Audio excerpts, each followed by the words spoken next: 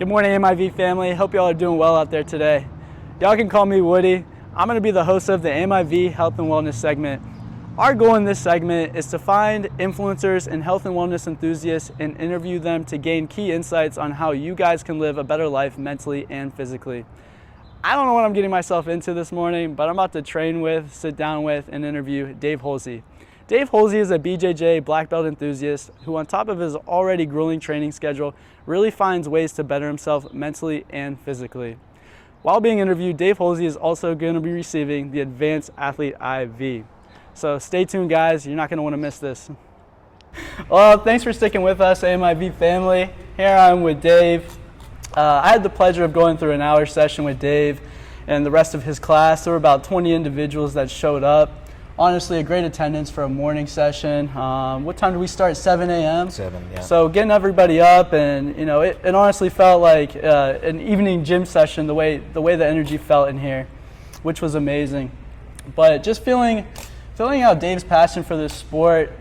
Dave really honed in on a lot of details on his moves, which I really liked. I felt like I definitely took something from this class. Appreciate it. I felt like he had something to give to everybody here. He made sure to go around as we were drilling each move and just make sure everyone was honing in and honestly just becoming better at their practice, as that's what he looks to bring everybody up to the next level. But you know, just to kind of reiterate on your passion, man, finding you on Instagram a couple months ago and hitting you up and wanting to work with you, just seeing your enthusiasm for health and wellness, and I'm pretty sure this is what you do, right? This is every day, man. This is what I do for a living, yeah. This is his everyday grind and hustle. Just awesome, but he's been so easy to work with. And just he was more than willing to take a needle for us, as he kind of even alluded on the phone the other day. Helps me too, though. Yeah, you know, the biggest part of this is working with someone who's not just energetic and passionate, but we wanted to be able to hook someone up while we interviewed them. And like you said the other day, you're no stranger to some needles, man. Yeah, I've had a few. Yeah, I've had a few for sure. Yeah, but no, we're gonna kick it off with some Q&As here and just kind of pick Dave's brain a little bit and see if we can't get some more knowledge from him and some other aspects outside of Brazilian Jiu Jitsu. But we are going to hone in on the BJJ first, just to get more of a feel for what he knows and where he comes from. But let's just start out with Dave. What does a typical day in your life look like? Typical day, man. Honestly, since I moved out here probably 6-8 months ago now, and you know, since I've gone full time into jiu-jitsu, it's literally I wake up, I'll eat breakfast, I get ready for the day, and head to the gym. I'll teach my first class. It's an AM class, rather it be Monday through Friday. One of you know, they kind of change out on the days, but I'll teach my first AM class of the day. After that, there's generally a sit-down session with, you know, a handful of the students that have questions. It may be about jiu-jitsu, it may be about life, you know, because more than just teaching, you know, we're a community, so we end up, you know, breaking bread and talking with a lot of people. Then I'll eat a snack, so that's my second meal of the day. I'll go lift weights, I'll do my strength and conditioning, I'll go home, I'll eat lunch, then I'll study, which is generally what I'm going to be teaching a week to maybe a month in advance, right, to try to build out my lesson plan and build out what I'm going to teach in the room, because I actually have 3 different rooms or 3 different classes at different skill levels that I need to teach, right? So I'll study for a little bit. Most days, like today, I'll take a little hour to 2-hour nap in the middle of the day to allow myself to heal. Obviously, recovery is a huge part of this. And then I come back in the evening. I was going to say, brother, you mentioned a Pedialyte a day. Yeah, a Pedialyte a day is one of the things that's helped me. I train a lot, right? You know, on average, right now, I'm training 15 plus sessions a week, which is a lot. So I try to make sure I make my sleep a focus. Couple nights a week, I only get 5 to 6 hours, which isn't enough. That's why naps are key. And the majority of the other nights I'm getting that 8 to 10 range if I can. So anyhow, I go back home, I'll study, I'll take a nap, I'll wake up, I have another snack, I come in, I'll train in the evening, I teach, clean the gym, because that's a huge part of what we do as well. It's not just teaching martial arts, but mopping floors. And I even taught a 35-year-old man how to mop floors today because he didn't know how. And then go home and eat and start over, right? Go home, eat, rest, and start over in the next days. And man, I am an extreme creature of habit. And I very rarely vary from a routine. I like to do things out of the box and I like to do new things, don't get me wrong, but I feel like if you're going to excel, if you're going to achieve excellence in anything, it's reps, it's continuation, and it's dedication, right? People ask me, how do you stay motivated, kind of deal. Man, I'm motivated on some days. Today was a good day, right? Came in, the room was full, so obviously I was motivated. But then, even on the days that you're not motivated, you just got to be dedicated to the purpose, right? Dedicated to the call, and yeah, just show up every day and do the thing. No, I've definitely sensed this as a calling for you. I appreciate that, man. And kind of getting to where, or how you kind of came to this point. Tell us a little bit about your background. Just what are some ways you always stayed active? And how well have those translated into BJJ? And I'm talking like sports, extracurricular things growing up, because I imagine you've probably done things on top of BJJ, or maybe you didn't always do Brazilian Jiu Jitsu. For sure. Man, I started as a gymnast as a child, which I think, humbly, is one of the better foundations to have. I think if you're going to get into Jiu Jitsu or martial arts in any form, I think gymnastics is a great foundation to have. Break dancing is another really good foundation to have. We have a break dancing class here in our facilities, and then wrestling.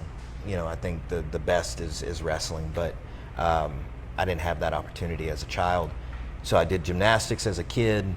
Then I got into powerlifting. I'm from a small town in Northeast Texas, and I bucked bulls for a couple of years with the guy out there. That's probably not the smartest thing I've ever done, but there's that wrestling for you, man. Sure, there's a form of wrestling. You lose every time. You lose every 8 seconds, right? If you're lucky. And then in the early 2000s, I got into mixed martial arts and started doing that a little bit.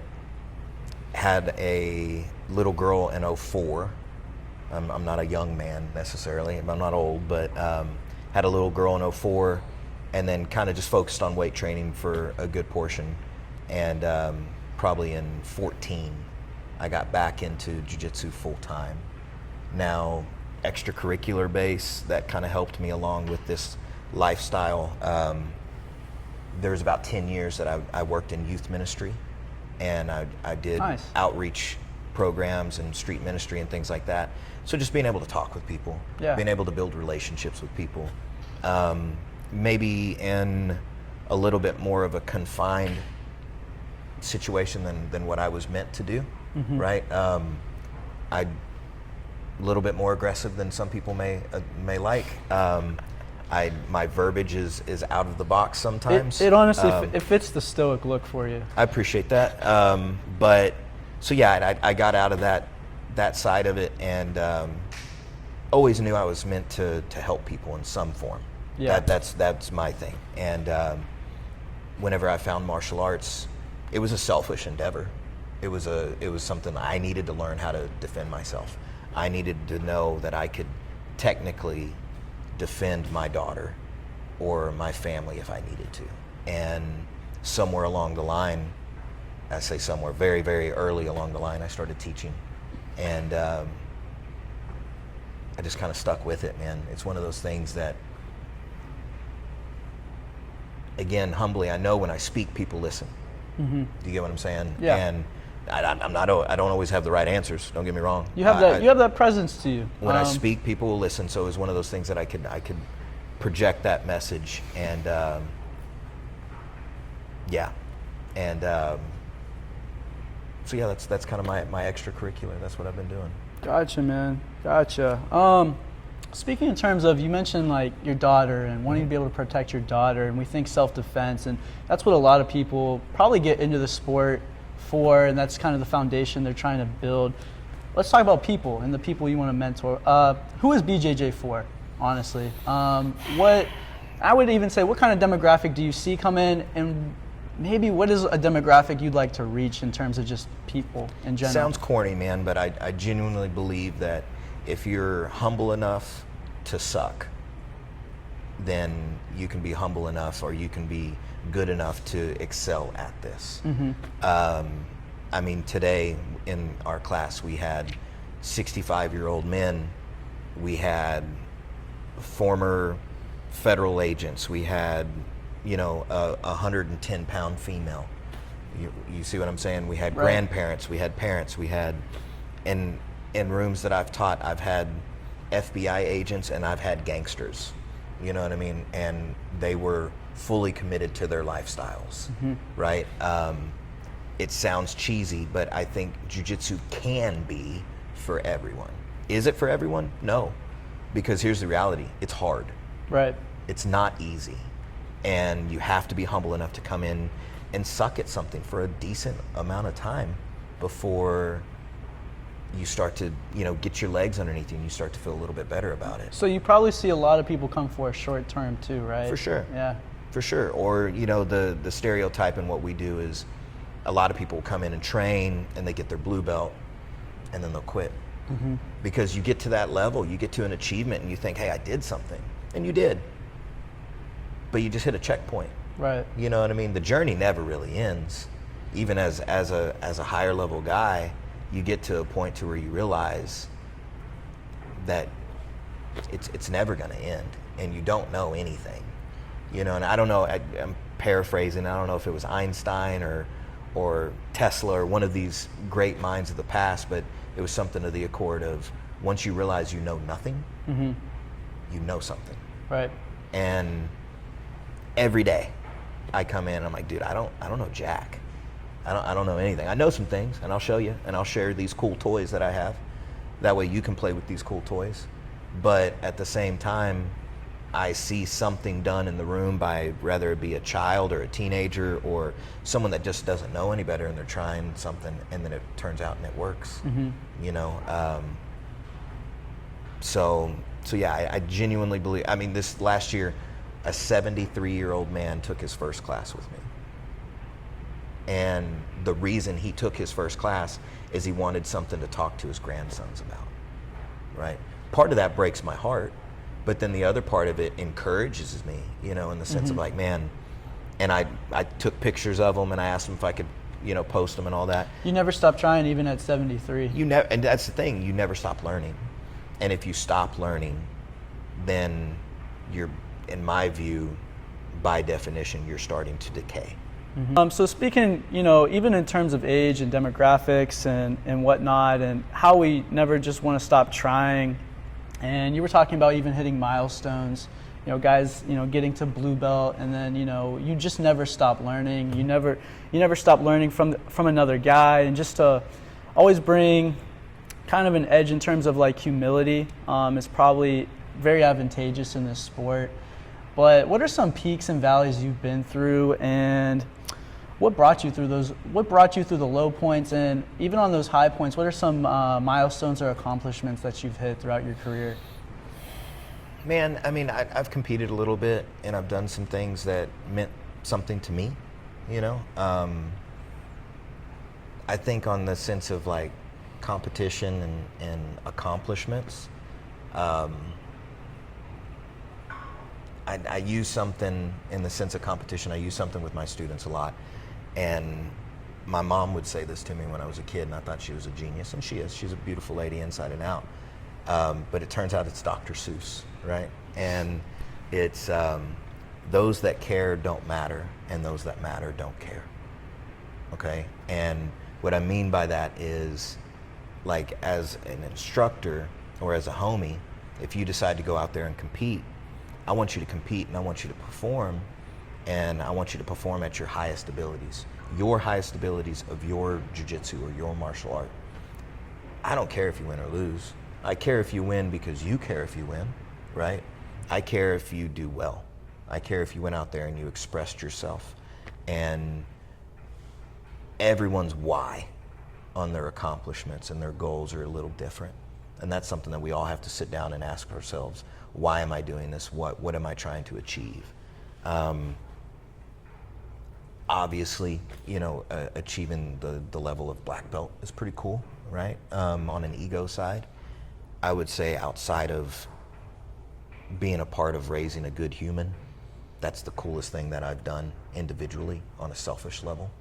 And again, winning some matches or doing some cool things on the stage and all that, that's rad, and I enjoyed it. But on the valley side, man, I've given my body to this life in a lot of ways. Both knees give me attitudes at time. I had neck surgery in 2020, so that kind of derailed some of the competition side of it for me. I'm still able to train. I'm still able to push, which I'm grateful for, because this is a huge aspect for many of us, not just a physical outlet, but a mental outlet as well, right? It's a way that, you can keep the scaries away, as some people say, you know what I mean? And so yeah, how did I get through it, man? Again, people ask me, how do you stay motivated? And it's like, man, I'm not always motivated, but I'm dedicated to a purpose, and I'm dedicated to a call. And man, I would rather do this than not, right? But then in the sense of achieving the next goal or whatever it is, and they change and they vary as you age, right? My goals when I was in my 20s were different than, in my late 30s now. Now I contextualize it as be better. That's it. I stole it from Goggins, I think it was, that had an accountability mirror. And he would write messages on this mirror and look at himself in the mirror and read these things back to himself. And before my surgery, I started this, and then even after the surgery. And I had this mirror in front of a bicycle, and that's all I could do was ride a bike. So I'd held up with this neck surgery for, weeks and months before I could really get back on the mats and train hard. I was on the mats 3 days later, but I wasn't doing much. I was just directing. But I'd look at myself in this mirror with a neck brace and riding this Aerodyne bike, and I would just read this message back to myself. It's just be better, be better, be better. And what does that mean? Man, I don't go with that cliche of like 1% better every day, because that's just not possible. Yeah, at some point you can't maintain that. Sure. 0.1 of 1% maybe. Cool. But you can always try to put your best foot forward. You can always try to go and make a forward progress. Now, that could be, in the jiu-jitsu sense, that could be your takedowns, right? Or it could be, no, I'm not going to have that soda. I'm going to have water with lemon instead. You know what I mean? If you need flavor or whatever. It's just making better choices. And nothing's done through a big happenstance or a big choice. Big things are done through little bitty choices, right? So eating healthy, prioritizing sleep, which I didn't do for years of my life. Prioritizing health, things like getting an IV when you need it, and taking care of your body. These are things that fitness and nutrition have forever been a focus point in my life. Now they're just changing the whys, you know what I mean? So yeah, really, how did I get through those valleys? Is just, man, this is what I chose to do, you know what I mean? And it really didn't change a whole lot. I mean, there was times I would compete, I'd win a belt, and I trained for, in essence, years to achieve this goal. And I walked to the truck and I open up the back door and I chunk it in the back seat, and I'm like, meh, well now, you know what I mean? But then if I got a homie that goes and competes for his first time in a white belt division and he wins and he's ecstatic and he's like, "Coach, I did it." Dude, I'll ride high on that for a week. And then again, before I even get to the truck with myself, I'm like, man, well, what am I going to do now? You know, what's the next thing? So yeah, just doing it, regardless of how you feel, whether you want to or not, just do it. And then you'll have those good days.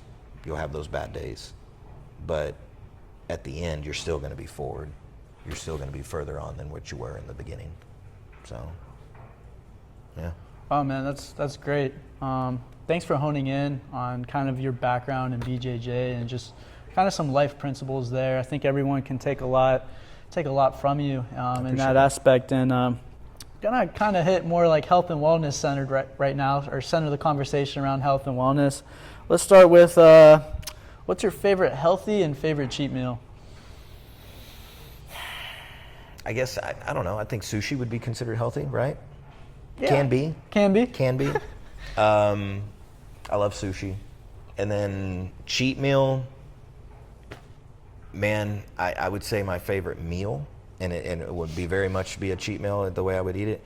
Dude, I'm a Thanksgiving food kind of guy. So like sweet potatoes, stuffing, turkey, rolls, just a traditional Thanksgiving Day dinner. You can't beat Thanksgiving at grandma's. Yeah. You can't. That's basically what it is, and I'll put myself into a coma with that. So yeah, that's my favorite cheat meal for sure. Gotcha. So I think you've touched each as far as sleep, hydration, and fueling, but just kind of take us like what that routine looks like for you. I know you said some nights are different in terms of sleep.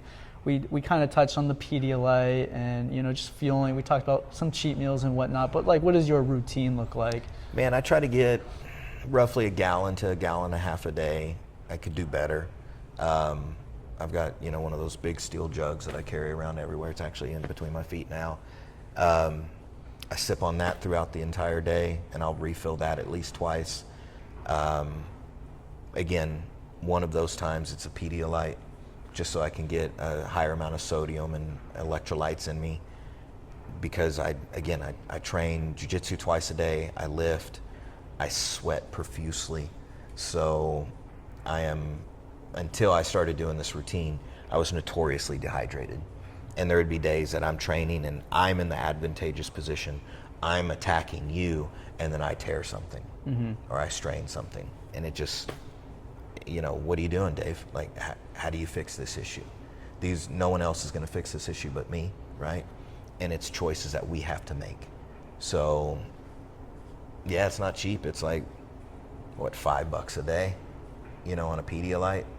So, I mean, you do the math, it's over $100 a month in the sense of just fluid that I drink, Again, sleep, since I've moved to Florida, I've gotten better sleep than I have in my entire life. I never prioritized sleep as a younger man, and you hear it and it's cliche and all the things, but yes, it is a huge factor in your health and your wellness. It's a huge factor in your mental health and your wellness. And so 7 to 8 hours would be ideal for me. If I just set my alarm, or don't set my alarm, and I set my phone in the other room, I'll wake up in that 7 to 8 hour range generally. And I say this kind of literally and figuratively, like they always say time is money, but sleep is important because you have to have the energy to fill that time. Sure. You have to have the energy to fill a grueling schedule like you're without a doubt. Like what you're doing day to day. So yeah, but do you want to just keep elaborating, or? No, that's it, man. No, thanks. Appreciate that. Let's just say too, if you were to go back in time, anything you would change? I think the most common jiu-jitsu answer that you get in these settings is I would train earlier, right? Basically, I wouldn't have put it to the side for as long as I did. Again, I got into it early before my daughter was born, and then just focused on the corporate world and insurance and all the things that you need as a parent to make sure your kids are taken care of. And now that she's grown and she hustles, man, she makes more money than I do. So I'm super proud of her. Probably going back and training earlier, right? That way I would just have more knowledge now and more ability to help my students and to help the people that come in. Because again, out here, we have a huge room. We had 20 plus people at 7 a.m.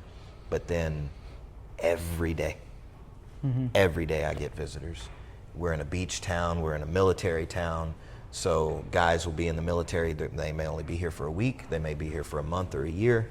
And then the beach is 4 minutes down the road. So you get families come in. You know, I had a family of 9, and 5 out of the 9 trained Jiu Jitsu that just left, you know, this morning. So, it just train earlier so I'd have more to give to my students. Gotcha. Oh, that's cool, man. And just to kind of wrap this up a little bit, what is a challenge you have for our audience today? What is something you would challenge everyone to just try to add into their life, or even take something off you to emulate? First, try Jiu Jitsu, right? I definitely think that could definitely help you. Stop in Emerald Coast BJJ. Yeah. Man, just push yourself, you know, and without being too derogatory or too vulgar or whatever, just stop with the excuses. We all have them. I have them. I had more. And then, man, life's short, bud. It's very short. And again, we've had 70-year-olds in here taking their first class. We'll have 3-year-olds in here taking their first class. It sounds cliche. Things become cliche because they're universally true, right? Life is short. Tomorrow is not promised. I could get in the car and get hit by a truck as I'm driving across the street. So if there's that thing that you want to do, and I can't tell you how many times I've had guys come into the room, oh man, I watched the UFC, or I watched this, and man, I just really wanted to do it, and I've always wanted to. Well, do it, man. Try it. You're not too old. You make sure to tell them this is strictly grappling after you hear those comments, right? It is, yes. But then we also, like right now, as we're doing this interview, we have a Muay Thai class going on next door, you know? Yeah. So we have whatever your martial arts needs are, we have those things available to you. But just really, man, stop putting things off and saying, I'll do it tomorrow, I'll do it next year, or the New Year's resolution stuff. Man, a year from today is another year, right? So what makes the difference between January and May? Make the choice and do the thing, whatever the thing is, you know. And whatever that thing is, make sure it's epic.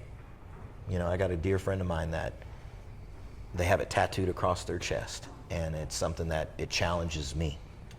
And you can bleep this out if you want, but it's a do epic shit. Like, find something epic to do and do it. And to me, doing this and making an impact on people's lives and helping them feel more comfortable, you know, helping that soccer mom that was assaulted in public feel comfortable to go to the grocery store again by herself. Man, you know what I mean? Or that police officer be like, hey man, I got to go home safe to my family because of this thing that you helped me learn. You know, that's epic to me, you know, and those things mean more to me than any of my personal type of achievements. And through this life, you'll see that, oh, I'm just a white belt, or I'm just a blue belt, or whatever. Dude, you have an impact on these people's lives, because we don't do this alone. You know what I mean? I haven't been able to build my skill sets alone. I've had a room full of, you know, quality humans that have helped me build this along the way. So push yourself. Do something epic. Yeah. Oh, for sure. Hey man, thanks for hitting these Q&As with me. Yeah, man.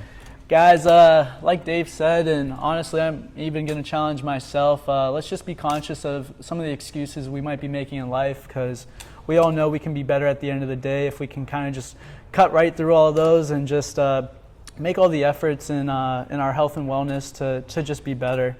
So Also, just want to let you guys know, Dave has a promo code with us. That'll be Lone Star 10. Make sure to plug that in and receive a 10% discount on your next injection. So thank you guys. Appreciate it.